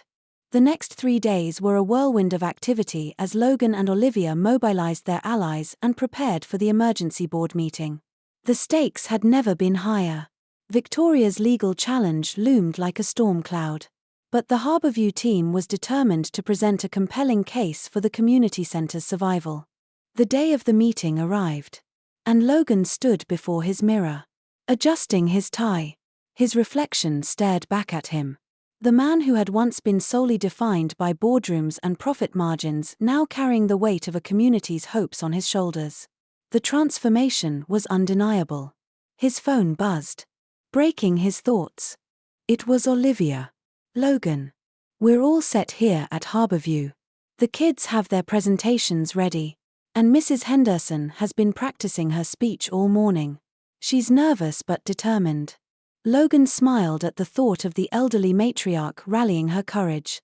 "Thanks, Olivia. I'll see you at the boardroom. Let's give them something they can't ignore." The line disconnected, and Logan took a deep breath. Today wasn't just about Harborview, it was about proving that people mattered more than profits and showing that a new way of doing business was possible. The boardroom was an imposing space, its sleek modernity reflecting the Lancaster Consortium's corporate power. Logan stepped inside to find the room already bustling with activity. Richard Hawthorne sat at the head of the table, his expression inscrutable. Victoria Sinclair was poised and confident, her air of triumph a sharp contrast to Logan's quiet determination. "Mr. Carter," Richard said, acknowledging Logan's arrival, "you have the floor to make your case." Logan nodded and turned to the team he had brought with him. Olivia stood tall, a calm yet fiery presence at his side. Behind them, Harborview supporters filed into the room, community members, volunteers, and even a few local leaders who had seen the impact of the center firsthand. As the presentation began, Olivia started with a powerful narrative. She spoke about Harborview's history, its role as a sanctuary for underserved families, and its undeniable contributions to the neighborhood. Her words painted a vivid picture of the center as a lifeline, one that deserved to be preserved and expanded. Next, Logan stepped forward. His voice, steady and resonant, carried the weight of conviction. "Ladies and gentlemen of the board," he began, "Harborview is more than just a building. It's a symbol of hope, resilience, and opportunity. In the past week, I've seen firsthand how this community center transforms lives, not just through programs and services but through the connections it fosters and the confidence it instills." Logan turned toward Richard, meeting his gaze directly. "I know there are concerns about financial viability, and I won't dismiss them. But I believe that Lancaster Consortium has the resources and the vision to lead by example. By supporting Harborview, we're not just investing in one community, we're setting a precedent for what socially responsible development can look like." Richard leaned back in his chair, his expression neutral but attentive. Logan pressed on, presenting data to counter Victoria's claims and highlighting testimonials from Harborview residents. The room fell silent as Mrs. Henderson took the floor. Despite her nerves, she spoke with eloquence and passion, recounting stories of lives changed by Harborview. "This center is more than walls and programs," she said, her voice trembling but firm. "It's where people find belonging, where they learn to dream again. You can't put a price on that." The crowd erupted into applause, the emotion in the room palpable. Victoria, however, was undeterred.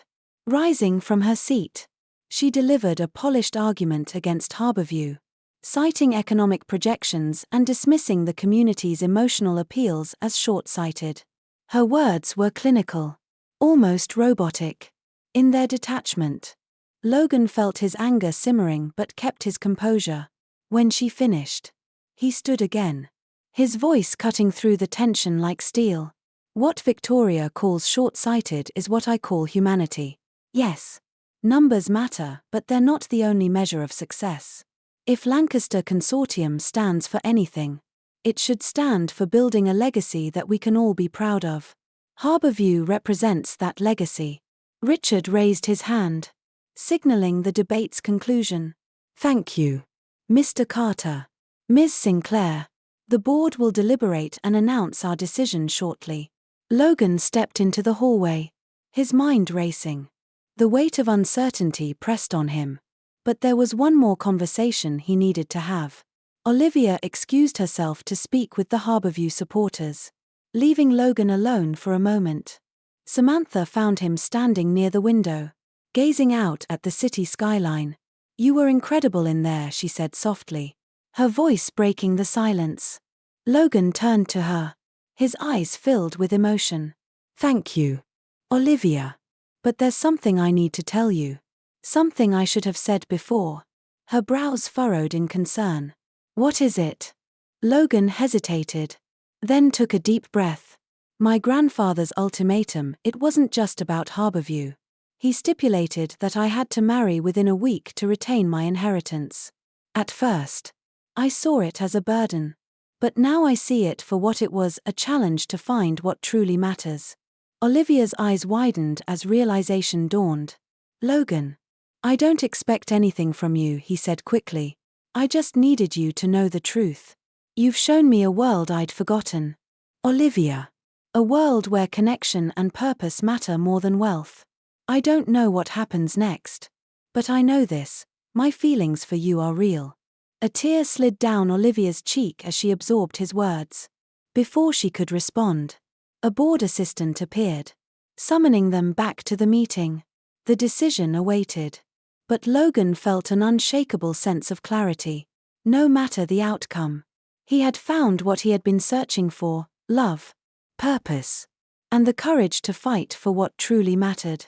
Logan and Olivia returned to the boardroom, the weight of unspoken emotions hanging heavily between them. As they stepped inside, the atmosphere was charged with anticipation. The board members sat in a row, their expressions revealing nothing of their deliberations. Richard Hawthorne, at the center, appeared contemplative, while Victoria Sinclair exuded a thinly veiled sense of triumph. Logan's heart pounded as he took his seat. He glanced at Olivia, who met his gaze with quiet strength. Her presence grounded him, a reminder of why they had fought so hard. This wasn't just about the community center, it was about standing for something larger: humanity, compassion, and purpose. Richard cleared his throat, commanding the room's attention. After careful consideration, he began. "The board has reached a decision regarding the future of Harborview Community Center and the proposed redevelopment plans."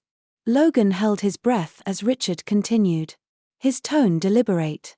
"We acknowledge the significant financial risks outlined by Ms. Sinclair and understand the economic potential of her proposed luxury project. However," he paused, his eyes sweeping across the room, "we also recognize the extraordinary impact that Harborview has on this community, as evidenced by the compelling testimonies we've heard today." The tension in the room was palpable. Logan could feel the collective anticipation of the Harborview supporters seated behind him. "Therefore," Richard concluded, "we have decided to proceed with Harborview's redevelopment as a community-focused initiative, with modifications to mitigate financial risks. This will include a phased approach, beginning with the center's renovation and expansion. Additionally, we will establish a community advisory board to oversee the project's progress." For a moment, the room was silent, the weight of the decision sinking in. Then, as the Harborview supporters processed the news, a wave of applause and cheers erupted. Logan exhaled deeply, relief washing over him. They had done it, Harborview was safe. At least for now. Olivia's hand found his under the table, squeezing it in a silent gesture of triumph. He turned to her, their eyes meeting in a moment of shared victory. But as the celebrations continued around them, Logan's mind was already turning to the next challenge, the ultimatum that still loomed over him. Victoria, meanwhile, remained composed, though her tight smile betrayed her frustration. Rising from her seat, she delivered a parting shot. "This isn't over, Logan," she said, her voice laced with venom. "Enjoy your small victory while it lasts." Logan met her gaze steadily. "It's not just my victory, Victoria. It's the community's. And that's something you'll never understand." After the meeting adjourned, Logan found himself surrounded by Harborview supporters, each eager to express their gratitude. Mrs. Henderson beamed as she hugged him tightly. "You've given us hope, Logan," she said. "Thank you for believing in us." Jake, the young tech enthusiast, approached next, his face alight with excitement. "This is going to change everything," he said. "We can finally start those coding classes." Logan smiled, their enthusiasm lifting his spirits. Yet, amid the joy, his gaze kept drifting back to Olivia. She stood at the edge of the crowd, speaking with a group of volunteers. Her warmth and grace were magnetic, drawing people toward her like a beacon. He knew he had to talk to her, but not here, not with so many eyes on them. Instead, he waited until the crowd began to thin, then motioned for her to join him in the hallway. "Olivia," he began, his voice low, "I need to thank you. None of this would have been possible without you. You're the heart of Harborview." She tilted her head, studying him. "It wasn't just me, Logan. You were the one who stood up to the board, who put everything on the line." He shook his head. "No, you showed me what mattered. Without you, I'd still be sitting in some boardroom chasing numbers that mean nothing." A flicker of uncertainty crossed her face. "Logan, about earlier. What you said before the meeting." "I meant every word," he interrupted. "Olivia, I've spent my entire life chasing my grandfather's legacy, trying to prove I was worthy of it. But what I've found here, at Harborview, with you, it's more than I ever thought possible. It's real. And it's worth everything." Her expression softened, but there was a shadow of hesitation in her eyes. "Logan, this isn't just about us. There's so much at stake for the center, for the community. I can't let my feelings get in the way of what we're building." "I understand," he said, his voice steady. "But I want you to know that no matter what happens, whether I keep my inheritance or lose it, I'm not walking away from Harborview. Or from you." Her lips parted as if to respond. But before she could speak, Logan's phone buzzed. It was a call from his grandfather's lawyer. "Mr. Finch." "Logan." Finch's voice crackled over the line. "I need to meet with you. There's been a development regarding your grandfather's will." Logan's heart sank. "What kind of development?" "I'll explain in person," Finch replied. "Can you meet me at Harborview tomorrow morning?" "Of course," Logan said, his mind racing with possibilities. Ending the call, he turned back to Olivia. "That was Finch. He wants to meet tomorrow." Her brows knitted in concern. "Do you think it's about the ultimatum?" "Probably," Logan admitted. "But whatever it is, I'll face it. And I'll make sure it doesn't affect Harborview." She reached out, resting a hand on his arm. "You're not alone in this, Logan. We'll face it together." Her words filled him with a quiet resolve. No matter what Finch revealed, Logan knew he had already found what truly mattered, a purpose worth fighting for and a love worth cherishing. The next morning dawned clear and bright, but the weight of uncertainty lingered as Logan stepped out of his modest apartment and made his way toward Harborview Community Center. He had barely slept the night before, his mind circling endlessly around the call from Mr. Finch. Finch's voice had carried an ominous undertone, but it also hinted at something more, a revelation that might hold the final key to Logan's future. When he arrived at Harborview, The familiar sight of the bustling community center brought a sense of calm. Children ran through the playground, their laughter filling the air. Volunteers unloaded boxes of supplies, and Mrs. Henderson stood near the garden, greeting everyone with her usual warmth. "Logan, my dear," she called out as he approached. "You're here early. I hope that means good news." Logan managed a small smile. "Let's hope so, Mrs. Henderson. Finch is meeting me here shortly." Her knowing gaze softened. "Whatever happens, just remember the work you've done here, the lives you've touched. That's the real legacy." He nodded, her words resonating deeply. As much as he wanted to believe that, he couldn't ignore the reality that Finch's revelation might complicate everything he had fought for. Inside the center, Olivia was waiting in her office, poring over plans for the next phase of Harborview's redevelopment. She looked up as Logan entered, her eyes lighting up despite the seriousness of the moment. "You're here," she said, rising to greet him. "I thought Finch wasn't coming until later. I needed to clear my head," Logan admitted. "And there's no better place for that than here." Her lips curved into a soft smile. "Harborview has that effect, doesn't it? It's hard to stay lost when you're surrounded by so much hope." Before he could respond, the sound of a car pulling up outside drew their attention. Logan turned to see a sleek black sedan, unmistakably Finch's. His pulse quickened as the older man stepped out, briefcase in hand, and made his way toward the entrance. "Here we go," Logan murmured, and Olivia touched his arm briefly, her presence steadying him. In a quiet room away from the bustle of the center, Logan sat across from Finch, Olivia beside him. Finch's expression was unreadable as he opened his briefcase and retrieved a sealed envelope. "This," Finch began, placing the envelope on the table, "is a letter from your grandfather. He instructed me to deliver it to you 1 month after the deadline specified in his will, regardless of whether you fulfilled the conditions." Logan stared at the envelope, his heart pounding. "Why now? What does it say?" Finch sighed. "Your grandfather was a complex man, Logan. He built his empire with unrelenting focus. But as he grew older, he began to question what he had sacrificed along the way. This letter represents his attempt to guide you not through wealth or power, but through introspection and growth." With trembling hands, Logan picked up the envelope and broke the seal. As he unfolded the letter, his grandfather's bold handwriting leapt off the page. "My dear Logan, if you are reading this, it means a month has passed since the deadline I set. I want you to know that the conditions in my will were never about the money or the company. They were about you. For years, I believed that financial success was the ultimate measure of a man's worth. I built Lancaster Consortium with that belief. But in my final days, I've realized how hollow that pursuit can be without love and purpose. My ultimatum was never about securing a wife or fulfilling a checklist.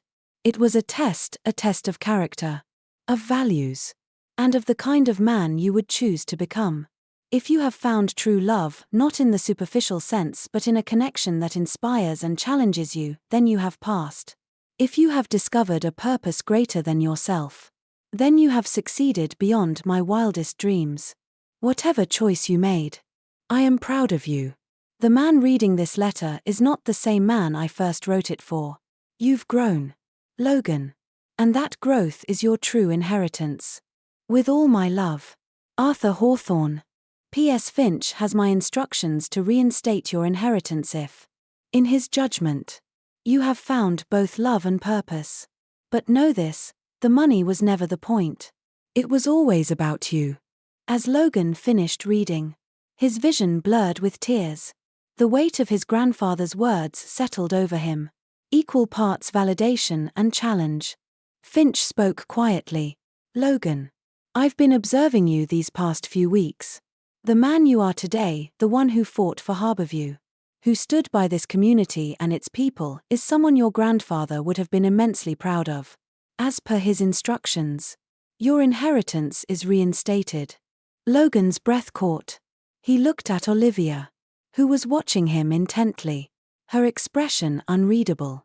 "This isn't about the money," Logan said finally, his voice steady despite the emotion roiling within him. "It's about what we can do with it. Harborview. This community. And others like it, they're my priority now. Everything else comes second." Finch smiled, a rare softness in his otherwise composed demeanor. "Then I believe your grandfather's plan has succeeded." The rest of the day passed in a whirlwind of emotion. News of Logan's decision and the reinstated inheritance spread quickly through Harborview, filling the center with excitement and hope. Plans for expansion began to take shape, from educational programs to healthcare initiatives. As the sun set over Harborview, Logan stood on the rooftop garden with Olivia. The view stretched out before them, the neighborhood alive with possibility. "You've come a long way, Logan," Olivia said softly. "And so has Harborview." He turned to her, taking her hand in his. "I couldn't have done it without you. You've shown me what it means to lead with purpose." She smiled, a warmth in her gaze that made his chest tighten. "We've done this together. And together, we can do so much more." Under the twilight sky, Logan felt a profound sense of peace. His grandfather's letter had affirmed what he already knew: his true inheritance wasn't wealth, but the legacy he was building with Olivia and Harborview. This was just the beginning. The following morning brought with it a new sense of purpose. Logan awoke to the sunlight streaming through his modest apartment windows. And for the first time in years, he felt genuinely excited for the day ahead. The weight of his grandfather's ultimatum had lifted, leaving behind clarity and resolve. The fortune he had once thought defined his future was no longer the centerpiece of his life. Instead, Harborview, Olivia, and the thriving community around them had taken its place. As Logan stepped into the bustling Harborview Community Center, he was greeted with the sounds of laughter and chatter that had become his lifeblood. Children were playing in the newly renovated daycare. Volunteers worked diligently in the resource rooms, and the scent of fresh coffee wafted from the small cafe that had recently opened within the center. Jake, one of the teenagers who had grown into a natural leader in the community, approached Logan with a broad grin. "Mr. Hawthorne, you've got to see the computer lab. We set up the new software last night, and it's incredible. The kids are already lining up to try it out." Logan chuckled. "Lead the way, Jake. I wouldn't miss it." The computer lab had become a symbol of Harborview's potential, a space where young minds could explore, learn, and dream. As Logan entered, he was greeted by a group of students eagerly clicking away at their screens, their faces alight with excitement. "This is just the beginning," Logan told Jake, who stood beside him with pride. "With the right tools and support, these kids are going to do amazing things." Jake nodded. "Thanks to you and Olivia, Harborview feels like a real future for all of us." Later that afternoon, Logan joined Olivia in her office to discuss the next steps for the community center. The room was a reflection of her personality, practical yet warm, with motivational quotes pinned to the walls and a map of the neighborhood marked with sticky notes denoting projects in progress. "We've got a full slate," Olivia said, gesturing to the calendar on her desk. "The job fair is next week. The literacy program is expanding. And we're finalizing plans for the health clinic." Logan leaned over to study the map. "The health clinic is going to be a game changer. Have you thought about who we could partner with for staffing?" Olivia nodded. "I've reached out to a few medical schools and local clinics. They're interested in collaborating, especially with the added funding from the trust." Her voice carried a calm determination, but Logan noticed a hint of weariness in her eyes. The past weeks had been a whirlwind for both of them, and the weight of their shared responsibilities was palpable. "Hey," he said gently, placing a hand on hers. "We're in this together. Don't forget to take a breath now and then." She smiled, her shoulders relaxing slightly. "I'll take a breath when the clinic opens, and not a moment before." Logan laughed, but his heart swelled with admiration. Olivia's dedication was unrelenting, and it was one of the many things he loved about her. As they worked through the day's agenda, Logan couldn't help but marvel at how far they had come. Harborview was no longer just a community center, it was a beacon of hope. A place where lives were being transformed. And Olivia, his partner in every sense of the word, had become the center of his world. That evening, Logan and Olivia joined the community for a celebration in the rooftop garden. Strings of lights cast a warm glow over the space, and tables laden with food and drink created a festive atmosphere. Families, volunteers, and staff gathered to mark the milestones they had achieved together. Mrs. Henderson, always the life of the party, stood at the center of a group of seniors, regaling them with stories that drew laughter and applause. Jake and a few other teenagers led the younger children in games, their energy infectious. As Logan and Olivia mingled, the gratitude and love from the community were palpable. People stopped them to share stories of how Harborview had changed their lives, parents who could now provide for their families thanks to job training programs, seniors who found companionship and purpose, and children whose dreams felt within reach for the first time. When the crowd quieted, Mrs. Henderson tapped a glass with her spoon, signaling for everyone's attention. "Let's take a moment to recognize the people who've made this all possible," she began, her voice filled with pride. "Logan Hawthorne and Olivia Hart. You've given us more than a center, you've given us a home. And for that, we thank you." The applause that followed was thunderous, and Logan felt his cheeks flush with both pride and humility. He glanced at Olivia, who looked equally overwhelmed but radiantly happy. In that moment, Logan understood the true meaning of legacy not in wealth or status, but in the lives you touch and the change you inspire. As the celebration wound down, Logan and Olivia lingered in the garden. The quiet hum of the city in the distance. The stars overhead mirrored the twinkling lights around them. And for a moment, time seemed to stand still. "Do you ever think about what's next?" Olivia asked softly, her gaze fixed on the skyline. "All the time," Logan replied, his voice steady. "And for the first time in my life, I don't feel the need to have all the answers. I just know that whatever's next, we'll face it together." She turned to him, her eyes reflecting the warmth of the lights around them. "I used to think I had to do everything alone. But now, with you, it feels like anything is possible." Logan reached for her hand, intertwining their fingers. "Because it is." As they stood together, surrounded by the community they had fought for and the future they were building, Logan felt an unshakable sense of peace. This was where he was meant to be, with the woman he loved and the people who had become his family. The story of Harborview and its resilient community was far from over. In fact, Logan knew the most exciting chapters were still to come. As the stars sparkled above Harborview Community Center, Logan and Olivia stood hand in hand, gazing at the vibrant neighborhood they had worked tirelessly to uplift. Around them, the sounds of laughter and music from the community celebration carried into the night, a reminder of the countless lives they had touched. Harborview was no longer just a building, it was a beacon of hope and resilience. Logan turned to Olivia, his heart full of gratitude. "We've come so far," he said softly, "but this is just the beginning." Olivia smiled, her eyes shimmering with emotion. "Together, we can face anything.